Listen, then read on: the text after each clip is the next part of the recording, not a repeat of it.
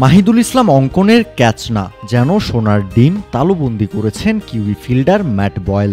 প্রথম দিনে 4 উইকেটে 225 রান নিয়ে অমিত হাসান এবং মাহিদুল ইসলাম অঙ্কন ব্যাটিংয়ে নামেন বৃহস্পতিবার দুপুর নাগাদ।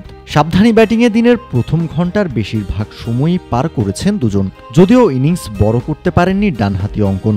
অমিতের মতো ফক্সক্রফটকে আক্রমণ করতে চেয়েছিলেন অঙ্কন, যদিও ডানহাতি অফ স্পিনারের ঝুলিয়ে দেয়া ডেলিভারিতে লঙ্গনের উপর দিয়ে উড়িয়ে মারার চেষ্টায় ফিরেছেন ম্যাট বয়েলের হাতে ক্যাচ দিয়ে। অঙ্কন আউট হয়েছেন 59 বলে 24 রান করে। অঙ্কন আউট হওয়ার পর হাফ সেঞ্চুরি তুলে নেন অমিত। ঘরোয়া ক্রিকেটে রানের বন্যা বইয়ে দেয়া ডানহাতি ব্যাটার চলতি সিরিজে পেয়েছেন প্রথম হাফ সেঞ্চুরির দেখা। ডেল ফিলিপসের বলে স্কোয়ার কাট করে 4 মেরে 96 বলে 50 ছুঁয়েছেন তিনি। হাফ সেঞ্চুরির পর নিজের সাবলীল ব্যাটিং করছিলেন তিনি, তবে সোহানের সঙ্গে জমে ওঠা জুটি ভাঙেন বেন লিস্টার। ডানহাতি পেসারের অফ স্ট্যাম্পের বাইরে পড়ে ভেতরে ঢোকা গুড লেন্থ ডেলিভারিতে লেগ বিফোর উইকেট হয়েছেন অমিত।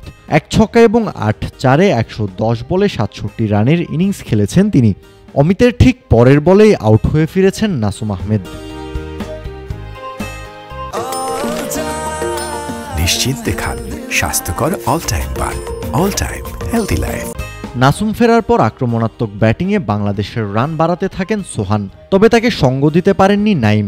5 বল খেলা ডানহাতি ব্যাটার লিস্টারের বলে আউট হয়েছেন রানের খাতা খোলার আগেই। পরবর্তীতে সোহানকে বেশ ভালোভাবেই সঙ্গ দিতে থাকেন মুরাদ।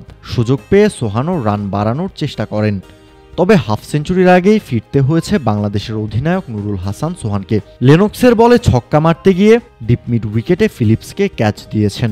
সমান 3টি ছক্কা ও 4-এ 40 বলে 48 রান করে আউট হয়েছেন সোহান।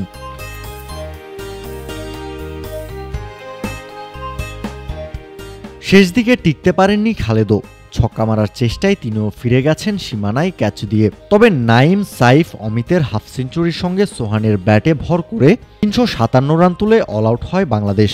নিউজিল্যান্ডের হয়ে 3টি করে উইকেট নিয়েছেন লেনক্স এবং লিস্টার। বাংলাদেশের 357 রানের জবাবে নিউজিল্যান্ডকে ভালো শুরুর আভাসই দিয়েছিলেন রাইস, মারিউ এবং হিফি। একেবারে শুরু থেকেই ইতিবাচক ব্যাটিং করতে থাকেন তারা দুজন, যদিও 2 চারে 19 বলে 14 রান করা মারিউকে ইনিংস বড় করতে দেননি খালেদ আহমেদ। ডানহাতি পেসারের অফ স্ট্যাম্পের বাইরের বলে এজ হয়ে উইকেটের পেছনে ক্যাচ দিয়েছেন তিনি। মারিও ফেরার পর দারুণ এক জুটি গড়ে তোলেন হিফি এবং জো কার্টার। তাদের দুজনের বিপক্ষে খুব একটা সুবিধা করতে পারেননি বাংলাদেশি বোলাররা। শেষ বিকেলের পুরোটা সময় দারুণভাবে সামাল দিয়েছেন কার্টার এবং হিফি। শুরুতে দ্রুত রান তুললেও পরবর্তীতে দেখে শুনে খেলতে থাকেন তারা, ফলে হাসান মুরাদ, নাসুম আহমেদ, নাইম হাসানদের বিপক্ষে চাপে পড়তে হয়নি তাদের। 1 উইকেটে 104 রান নিয়ে দ্বিতীয় দিন শেষ করেছে নিউজিল্যান্ড। কাউসার শান্ত, ক্রিক ফ্রেঞ্জি।